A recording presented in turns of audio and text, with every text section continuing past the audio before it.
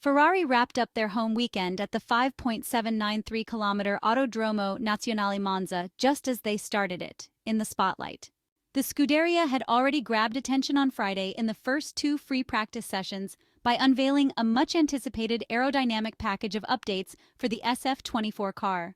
However, the key to their success at home was not the recent updates and developments, but rather the human expertise of a team and a driver who were able to perfectly read a race that had never been so unpredictable at the Monza circuit, thanks to recent work at the Autodrome that was necessary to keep it on the Formula One calendar for the upcoming seasons. Even before the Italian Grand Prix weekend, drivers were complaining about the flattening of the curbs, particularly at the Ascari chicane.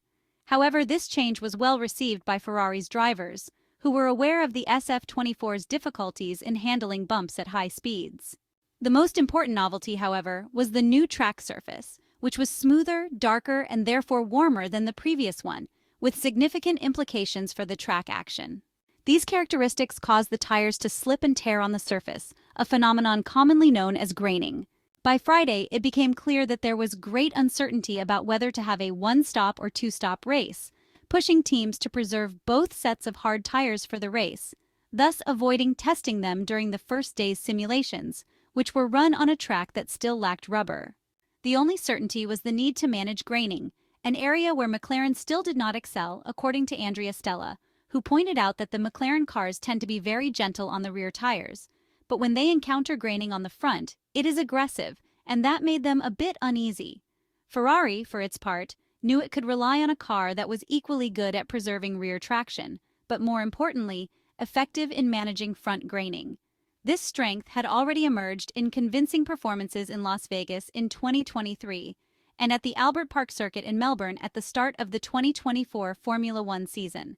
The Maranello team therefore felt confident enough to opt for a more aerodynamically unloaded configuration compared to McLaren, which abandoned its new rear wing brought to Monza in favor of the Spa-Francorchamps spec on Friday afternoon. Saturday's qualifying session and the chaotic start, marked by George Russell's mistake at the Prima Variante, set up a direct showdown between Ferrari and McLaren.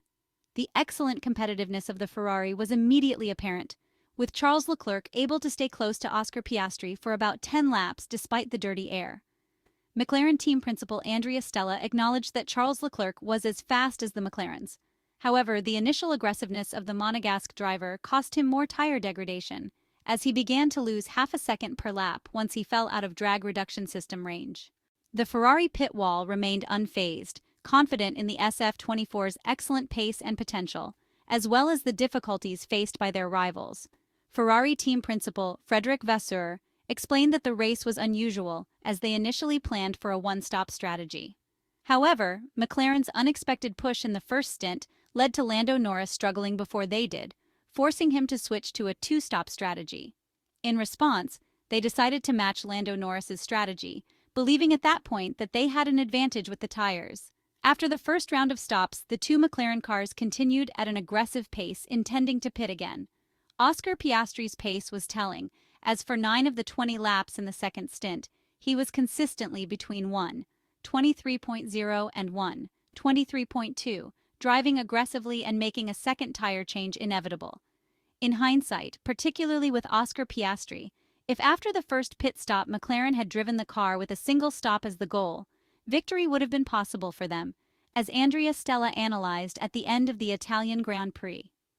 Initially, Ferrari adapted to McLaren's plan for a second pit stop, but soon realized they had enough control over the graining to make it to the end. Charles Leclerc maintained a more cautious pace than his competitors, consistently lapping between 1:23.6 and 1:23.7, only dropping to 1:23.2 and 1:23.3 on 6 occasions, but not before being certain that a single stop was feasible. Frédéric Vasseur revealed that after 10 laps on the hard tires, it became evident to them that they could make it to the end. Although there was always a possibility of a drop-off, that issue never arose. It was almost a gamble, but it was the uncertainty that played in Charles Leclerc's favor, preventing him from being overly conservative like his teammate. Perhaps Carlos Sainz realized a bit earlier that a single stop was possible, and cautiously pushed less. Often you end up wondering why you didn't push more, as explained by the Ferrari team principal. Another small help for Charles Leclerc came from the sky, with clouds cooling the track by about 10 degrees compared to the start, reducing overheating, slipping, and tire graining.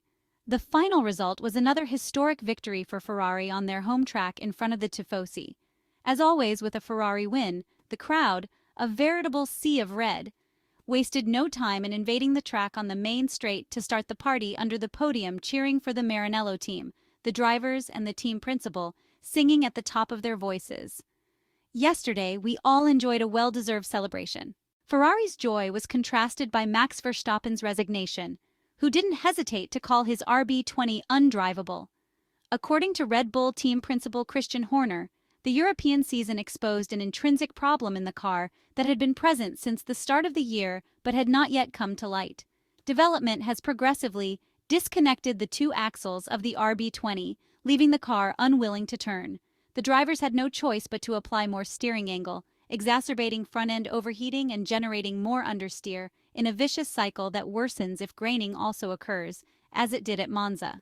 Christian Horner mentioned a problem only visible on the track, with the world champions using Friday at Monza to compare the latest floor with the one from the start of the 2024 Formula One season. The Red Bull wind tunnel doesn't show it, but the track says otherwise. Monza represented the perfect storm for Red Bull, with the mix of slow and fast corners making it even harder to find the right balance for all speeds. Adding to this was the lowest downforce setup of the year. Running with more downforce might help hide the balance issues Red Bull have, as explained by Christian Horner after the Italian Grand Prix. The world champions also faced dwindling development resources. The absence of a low downforce wing at Monza will be felt again, especially with the fast tracks of Baku and Las Vegas still on the calendar.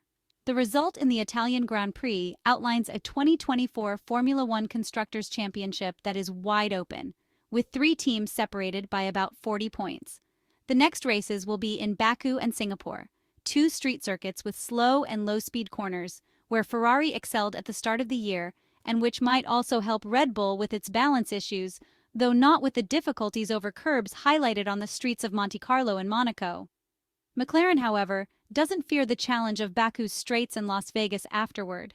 Before Monza, they were cautious, but now team boss Andrea Stella believes his side can compete even on tracks where they weren't competitive last year. On the other hand, Mercedes will play the role of the 4th contender, as the team led by Toto Wolff had an underwhelming performance at Monza, but is ready to climb back up in a championship full of twists and turns, which has never been so exciting. The championship resumes in a fortnight's time on the 13th of September with the Azerbaijan Grand Prix at the Baku City Circuit, another of Charles Leclerc's favorite tracks.